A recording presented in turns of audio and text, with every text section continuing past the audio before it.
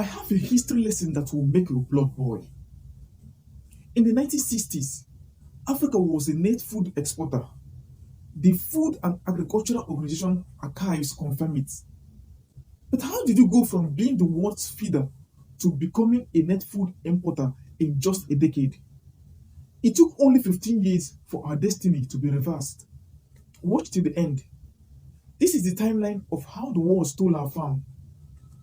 We didn't just have surplus, we were the source. For 3 centuries, Egypt was known as the granary of Rome. We were the foundation of Western civilization's food supply, exporting millions of tons of wheat, olive oil, and grain. Post-independence, we are still standing strong, exporting grain, meat, and fish. We had self-sufficiency. Then the debt crisis began. The World Bank and IMF arrived, offering loans to Africa tied to the notorious Structural Adjustment Program (SAP). Their core policy for Africa was that Africa should stop growing food crops and focus on producing cash crops for exports. We should produce cocoa, coffee, cotton. Our governments were forced to agree. As soon as we dropped our food protection, Europe and America, with their massive farm subsidies, started dumping rice, frozen chicken, and milk powder here. It was artificially cheap, cheaper than anything our local farmers could sell.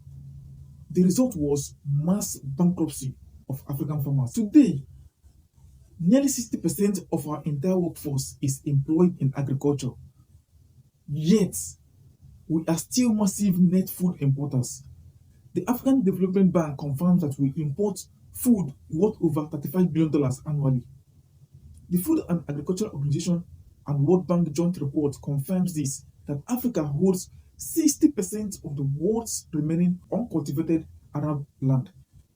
We have the soil, we have the youngest population, and 60%, yet we queue for tomatoes from Italy. We are not suffering from drought. We are suffering from decisions made in Washington, Paris, and our presidential villas.